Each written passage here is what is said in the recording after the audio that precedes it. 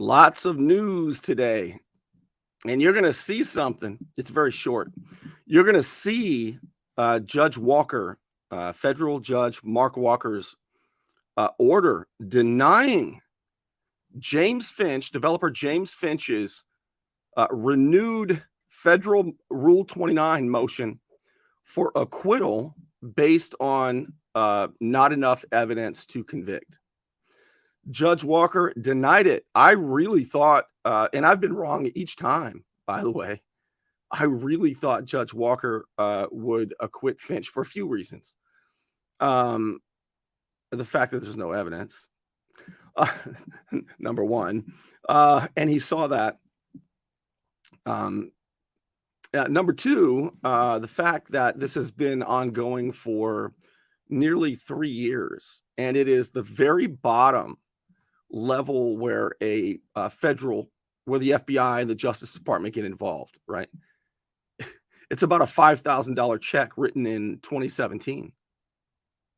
That's what the FBI and the Justice Department and Sheriff Tommy Ford's public trust unit have spent God knows how many millions of dollars on all this time. I mean, you would think when the FBI and the Justice Department are involved, it's about big things, not a anyway, it is amazing, and you're going to see it. But also today, two of the big players in the defrauding of taxpayer dollars in Lynn Haven after Hurricane Michael and the FEMA money scheme that was going on. Former city manager Michael White was sentenced today, and so was Mickey White, no relation, who owned Erosion Control Specialist, who was billing the city incredible amounts of money for work that they weren't really doing. And he was the nephew of very influential Derwin White, the big contractor, and at the time president of GAC Contractors. Okay. And, just so you remember, it was him who had Mickey White plant evidence the day before a search raid by the Bay County Sheriff's Office. How did Derwin know the day before? He was pretty plugged in, pretty connected. And they planted a fake invoice. And that's what ensnared Mayor Margo Anderson for the ultimate conspiracy and scheme to remove her from office. On 64 counts, remember, she was charged with 64 counts, 1,050 years in prison. All the counts were dropped as long as she said she met Mickey White, who was convicted today, 3.5 years in prison. They said that she met him at a different day than she had told the FBI, with no other strings attached. That's it. But anyway, so they were sentenced today. They have to report to prison in 60 days. Okay, the Federal Bureau of Prisons, they got a lot of coordinating to do. It takes a long time to welcome new inmates. So that's the latest on them. Now, how do these relate? Well, I believe they're both. You remember James Finch already went to trial on 2 counts of conspiracy, 1 count of conspiracy, and then the actual conspiracy to bribe, and then the other count 2, the actual bribe itself, which was one single $5,000 check, which is the minimum amount before the feds are involved. So this ongoing, gigantic, lengthy federal ordeal is about a $5,000 check for a project that Finch himself financed.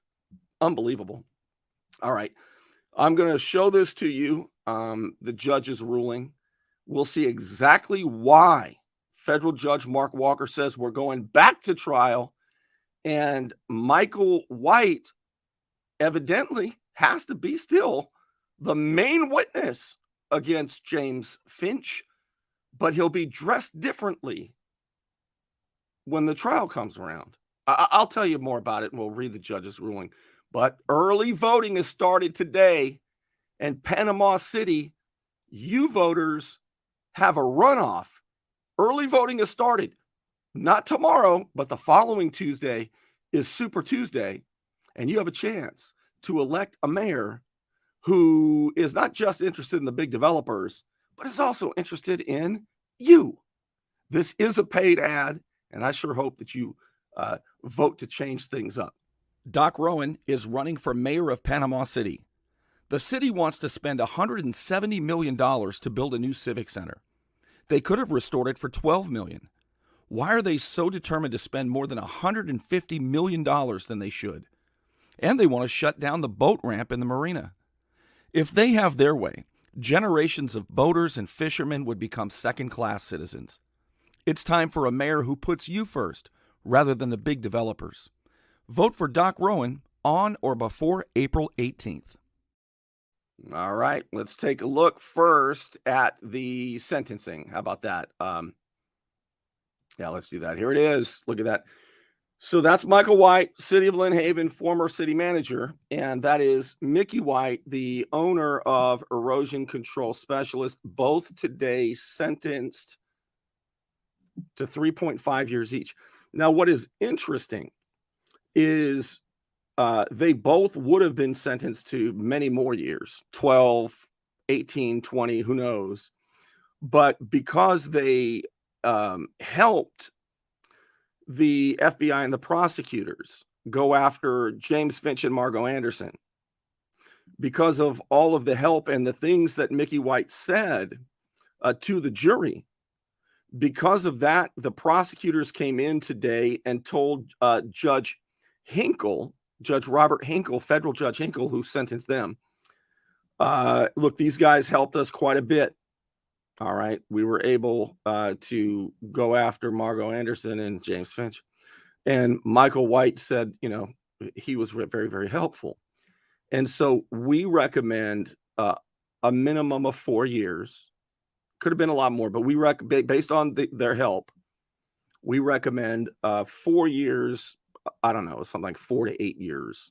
All right. And it's up to the judge. Well, the judge gave them even less than the minimum guidelines from the prosecutors themselves. So 3.5 years, they both report to prison in 60 days. And let's see what I wrote here.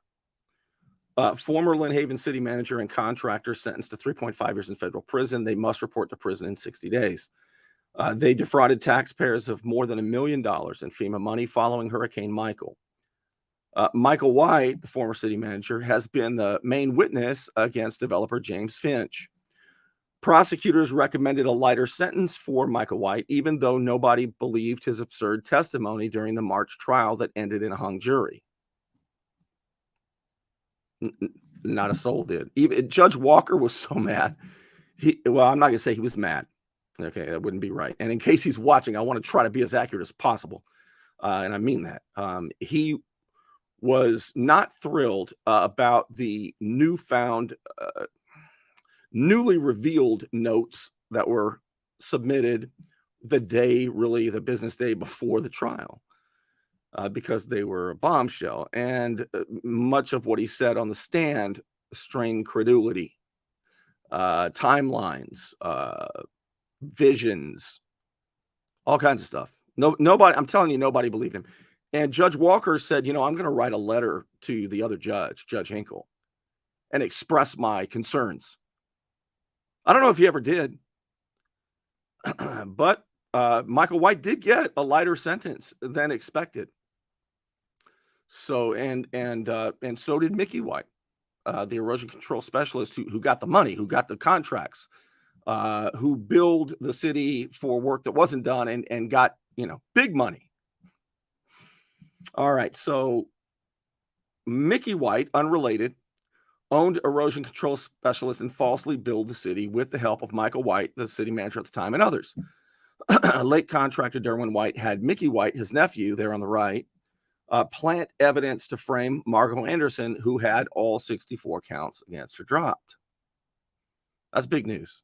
So how long has it been? Michael White had his sentence delayed 12 times. It's amazing. All right, let's go to let's do it now. Let's go to the actual order that Judge Walker filed today. Here it is. And this you can find yourself and read it yourself at watchdogsociety.org. All right, that's where it is, watchdogsociety.org. Denied. There's a drawing of Judge Walker and, of course, James Finch, filed today. Imagine that, United States of America versus James Finch. Order denying motion for judgment of acquittal. James Finch faces a retrial. So after 4 rewrites of an indictment, and after 1 entire trial where a jury was deadlocked on both counts based on a lack of evidence, he has to go back. I've never seen anything like this in my life. I've learned a lot, though. I got to tell you, I have learned a lot throughout this ordeal. I've learned so much about the federal system, and none of which, by the way, makes me feel good about it. All right, let me read you my comments, and then we'll look at the actual document. Federal Judge Mark Walker has denied James Finch's Rule 29 renewed motion to acquit based on lack of evidence to convict. The Lynn Haven developer, who has faced 4 rewrites to the indictment and a hung jury on both counts of bribery, will face another jury of his peers over a $5,000 check written to a former commissioner as a business loan in 2017. Prosecutors claim that Finch bribed Barnes for his vote on the financing of the 17th Street Ditch project 6 months. I said 6 months. After the financing was awarded unanimously by the commission upon recommendation of then city manager Joel Schubert. Isn't that something? The financing from James came from James Finch himself, who loaned the city $4.4 million at 2.55% when prime was 5.8%. You remember the videos I showed you where you saw the commissioners were so happy and grateful to the bank of James Finch, but they had to vote on borrowing money from James Finch to pay him back after he's 95 years old. This is what they want to put him in prison for. No good deed goes unpunished, as you've heard. He even told the city, James did, not to begin payments until after the project was completed, and that he would accept the last payment when he's 95 years old. So a 30-year deal. All voted on and all recommended by the city manager. The prosecutor's main witness, former city manager Michael White, was sentenced to 3.5 years today for his role in defrauding the taxpayers of more than $1 million in FEMA money after Hurricane Michael. So he was the lead prosecutor. I mean, the prime attorney. Boy, slow down. He was the prime witness and is the prime witness against James Finch. But my understanding is the next time that Finch is tried, when he testifies to the jury, he has to wear his prison garb. So the jury is going to be listening to the prime witness as an inmate. Now, is that going to help or hurt the prosecutors? Is that going to make Michael White look more or less credible to a jury, do you think? The lead prosecutor is Andrew Grogan, assistant U.S. attorney, who failed to convict former Tallahassee Mayor Andrew Gillum just last week. The Bay County Sheriff's Office, the FBI, and the Justice Department have spent nearly 3 years and who knows how many millions of dollars combined in trying to imprison Finch over 1, conspiracy to bribe, and 2, the bribe itself, a $5,000 check.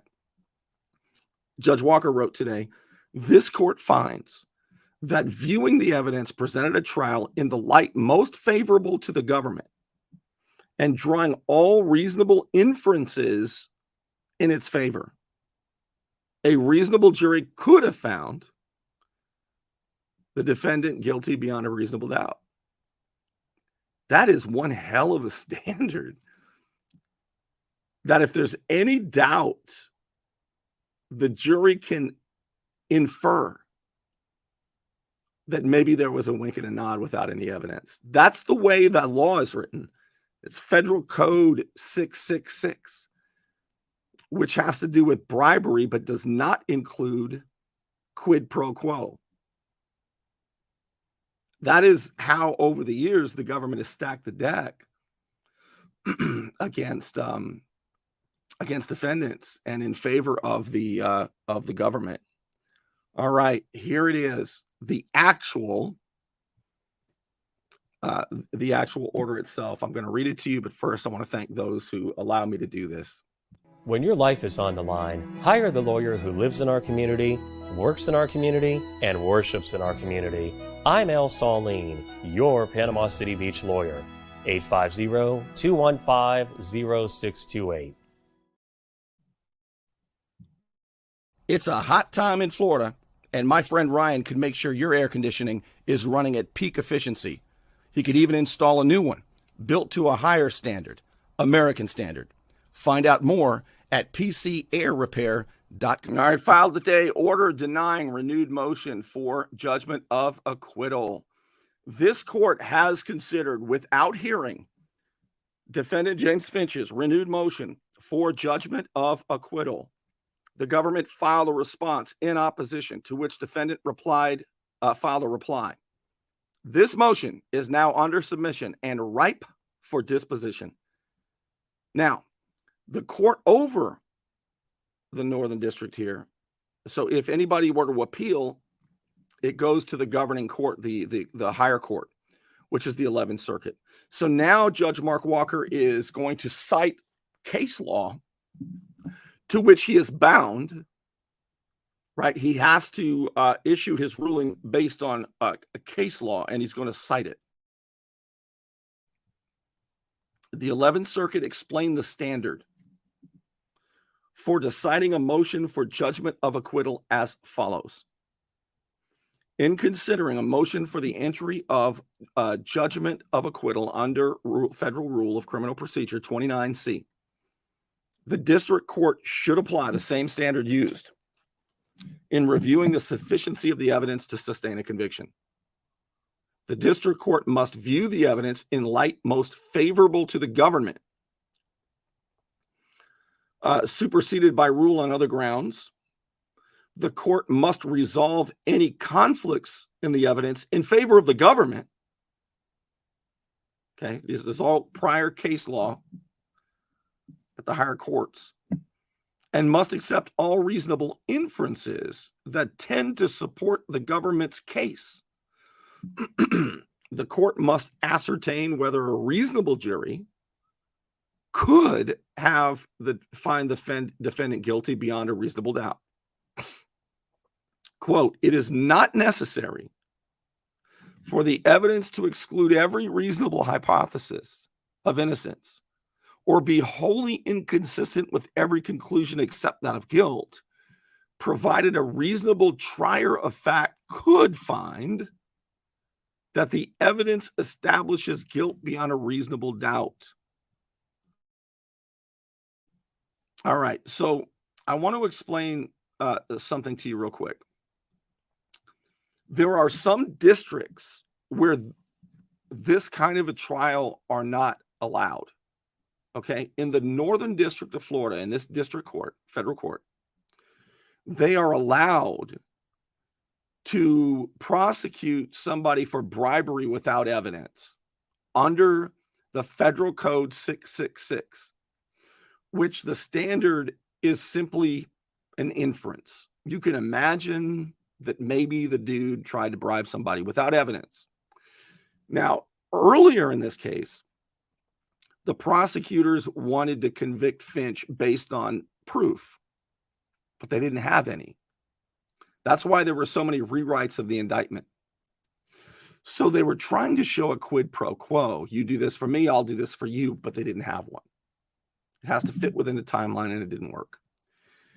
They tried everything for a quid pro quo. It didn't work.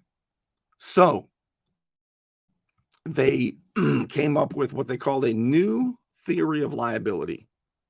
They were going to show under Federal Code 666, that it was a wink and a nod deal.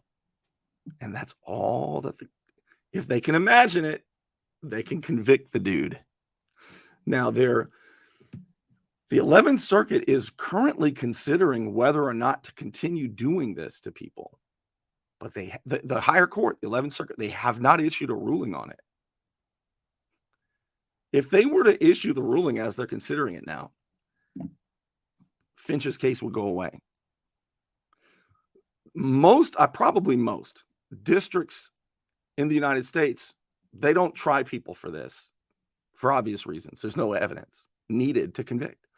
But since they are going with the inference, the wink and a nod, Code 666, that does not require evidence, it just requires a wink and a nod inference, that's what they're going with.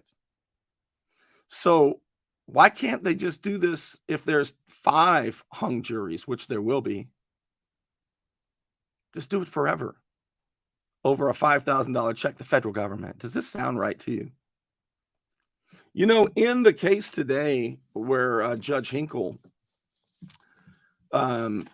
sentenced Michael White and Mickey White, I was told that he brought up an interesting point. He said that our institutions are under a lot of stress right now. In other words, there are a lot of cases. We got to find room for people in prison. And so everybody knows that to be true. So if that's all true, why would the U.S. government, if their institutions are under a lot of stress, Judge Walker even, why would they continue to do this after 4 rewrites of an indictment, after a jury had a crack at it over a $5,000 check? I mean, do you ever get the feeling there's something going on and you're not in on it? All right, so let's continue to look at this. Defendant raises 3 arguments, says Judge Walker today, in favor of a judgment of acquittal. First, defendant argues that the government failed to present sufficient evidence showing that he and Antonius Barnes agreed to engage in bribery. Second, defendant argues that the government failed to present sufficient evidence of his corrupt intent, pointing to internal inconsistencies in Michael White's testimony on the 17th Street Ditch project that Finch financed. Third, defendant argues that the government failed to present sufficient evidence that the city of Lynn Haven received federal benefits because they relied solely on state employees, not employees from the federal agencies that distributed the funds. Here we go. This is it. This is the important paragraph. This court finds that viewing the evidence presented at trial in the light most favorable to the government and drawing all reasonable inferences in its favor, a reasonable jury could have found defendant guilty beyond a reasonable doubt. The defendant's arguments overstate the paucity of evidence presented by the government at trial. For example, while the testimony from Michael White and Antonius Barnes did not fully support the government's theory of the case, which would be what? Reasonable doubt. Isn't that what you always grew up thinking? Like, the circumstantial and documentary evidence cited by the government in its response would permit a reasonable jury to return a verdict against defendant. As for defendants' arguments on the government's federal benefit, showing their focus on testimony coming from state employees rather than employees from the subject federal agencies is misplaced, he says. Nowhere in U.S. Code 18 or 666 or the cases interpreting it is there a requirement that government establish the fact that a municipality receives federal benefits only by way of testimony from the agency itself. Finding that testimony from a state employee describing a municipality's source of federal funding was sufficient, he said, to show that the municipality had received more than $10,000. So this is where the defendant Finch was saying, look, this might not even be under federal jurisdiction. Walker says it is. And okay, I don't have a big problem with this one. Further, the government submitted ample documentary evidence illustrating the purpose and structure of federal programs that distributed more than $10,000 to the city each year in question. Okay, so it is within the federal jurisdiction. The court acknowledges that while prevailing on a motion for acquittal is an uphill battle for a criminal defendant, it is not an impossible task. In this case, however, the government presented sufficient evidence that, when viewed in light most favorable to it, in other words, look, Michael White's not really believable, but if he were, would permit a reasonable jury to find the defendant guilty beyond a reasonable doubt. Accordingly, defendant's renewed motion for a judgment of acquittal is, you see that, denied. Judge Walker denied it.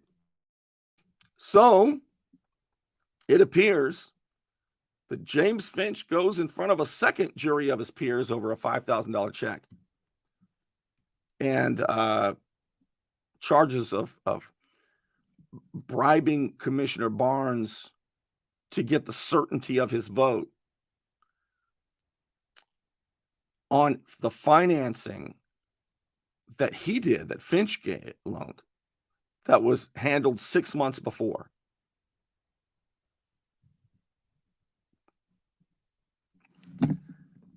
So the path is cleared for a second trial. Some of you say, they're going to get him eventually. Maybe. But honestly, how many hung juries based on a witness who's clearly lying, who next time will be dressed in prison garb on the witness stand, based on timelines that I've shown you don't work? How many times, Judge Walker, how many times, as your colleague, Judge Hinkle said, our institutions are under a lot of stress right now. How many times do we retry and use our federal institutions over a $5,000 check? And the answer is, Thompson, watch your mouth. The answer is, Thompson, as many times as the prosecutors deem necessary, and as many times as I am bound by case precedent. That's how the law works, Bernie, the friggin' attorney. Yes, Your Honor, I understand. But that's a lot of times, I'm thinking, is all. And there is, if I may, there is a crisis of legitimacy that Americans are looking at what the U.S. justice system is spending their resources on. And a lot of people don't think it's proper. And this barely meets that threshold. I'm just wondering how many cracks they're going to get at it. At what point is a defendant tried enough? At what points are his rights eventually trampled on? Well, you just watch and learn, Thompson. I will, I promise. And I will keep learning, and I am learning. But it doesn't look right. As you asked, Judge Walker, as you yourself asked, since when does the FBI put corruption in boxes, basically, right? I mean, there was a lot of FEMA money going through here that everybody knows about after 2018, after Hurricane Michael, and all of the time and resources are focused on prior to, on a $5,000 check. And I'm just learning about this stuff. And I'm learning that federal prosecutors have that discretion, and that federal judges are bound to case law and governing decisions from higher courts, and that's what decides it. Okay, I got it. But that will exacerbate, and I'm not saying it's the court's job to fix it. I don't know if it is or not. I'm still learning, but it does exacerbate the crisis of legitimacy of our justice system. But I'll be watching, and I'll certainly be learning. You want to look good? You want to feel good? Little John's Big and Tall is where it's at. Right across the street from Sky's Pizza Pie, 5700 North Davis Highway. You can find out more online at littlejohnsbigandtall.com. He's also a member of the iTex trading community, where your iTex dollars are welcome. Don't let back pain and neck pain get you down. Find relief at Brown Chiropractic Center on St. Andrews Boulevard in Panama City. Dr. Sherry Brown helps people heal naturally with chiropractic adjustments and deep tissue massage. Call 769-3777. I also, as always, want to thank the Unknown Patriot for your support of my efforts to bring you the truth the best I see it, to break things down the best I can so that we can learn about it together. By the way, if you'd like to tip me for those efforts, that's a good way to describe it, I think. You can do that by becoming a patron at patreon.com/Bernie Thompson. You say, I want to support your efforts, Thompson, because I know that keeping the lights on isn't easy and that your business model isn't the best, perhaps, but we sure need more of this. It's the best money you can spend on the internet supporting independent journalism. Don't you think so? Well, this is one way to do it. Patreon.com/Bernie Thompson. We sure do need it. And it's easy. You can quit at any time. And best of all, it's anonymous. That's right. The bad guys don't know if you're tipping the independent journalists or not. That's one way you can do it. All right. Thank you so much for being here with me. Big day today in news. I hope that you'll share this, tag your friends, read it for yourself at watchdogsociety.org. And I'll see you soon.